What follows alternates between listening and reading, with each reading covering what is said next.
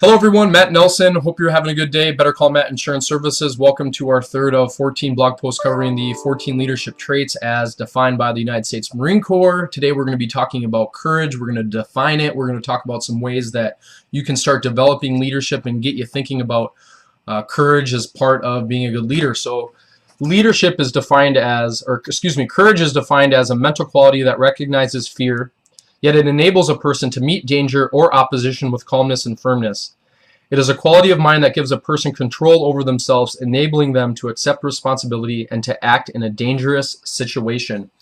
So courage, really, it's first identifying that you're in a dangerous situation and you feel uncomfortable, yet you can still work through that situation with calmness and firmness. So it's really saying, don't freak out. We're going to come across situations where you're going to be discouraged, you're going to feel uneasy, it's going to be dangerous, but you can work through it. That's what good leaders do, is work through those dangerous situations. So what are a few ways that you can develop courage? The first thing you can do is place duty first over your personal desires or inclination. So, I think a lot of times we want to protect ourselves, and that's going to be our initial feeling when we face something of danger.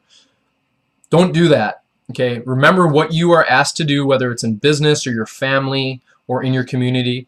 Don't just go to what your initial feeling is, but really make sure you understand what your job is and place that job above all else. The second thing to do is to look for and readily accept responsibility.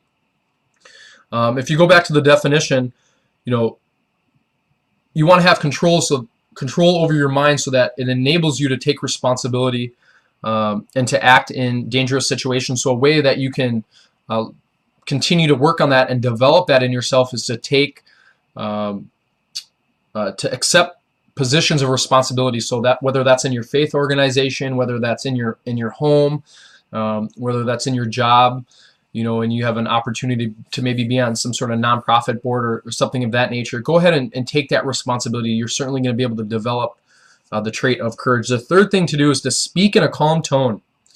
Keep orderliness in your thought process and don't make physical danger or hardship bigger than it really is. So I always recall this one moment when I had to really rein myself in and tell myself it wasn't as bad as I thought. We were in South Korea and we were doing some operations out there, and it was over Thanksgiving. I believe it was in 2002. Or was it? Maybe it was 2003. It was 2002, but I remember we were up all night, okay? We were up all night making movement, and we were digging into these foxholes up on this ridge line, and we were probably about 6 miles off the coast, and it was freezing.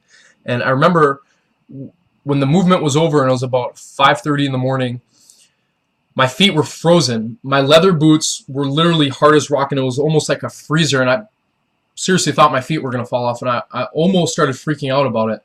But I remember that I just had to calm down. The sun was coming up. The sun was going to shine, and I was going to continue on with my day. And lo and behold, it worked out. My feet still feel fine, and no complaints there, okay? So just sometimes you have to recognize the situation, and it's not always as bad as what it may seem at the moment, okay?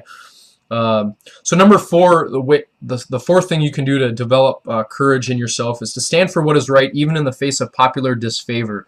So if you're following along and reading any of these blog posts, that's going to be a theme among almost every single one of them, is to stand for what is right, even in the face of adverse commentary, popular disfavor, people that may not like what you're saying. Just stand for what is right. You're going to develop courage pretty quickly if you do that. And the fifth and final thing here is to never blame others for your mistakes. So take responsibility for your actions. People make mistakes. We don't always make the best decisions, and that's part of life. That's part of learning. That's part of developing ourselves. Don't shy away from that. Have courage to say, listen, I made a mistake, and let's move forward from here. The people that you're going to want to work with, for me, the clients, the consumers that I'm going to want to work with are people that are going to want to be cooperative. Oftentimes I find holes or gaps or things that people say they want but they don't have in their current program, and I want to try to align those things. And listen, it's okay why you don't have it, and I'm not going to judge you on why or why not you don't have it. So let's just move forward. So just take responsibility and don't blame others for your mistakes. So hopefully this has been thought-provoking and gets you thinking about what courage is, how do you develop courage. how can you become a better leader? I look forward to your feedback. Would love to help you in any way possible. Just give me a call or find me on my website, www.bettercallmattllc.com. And I hope you have a great day and a great holiday season. Thanks.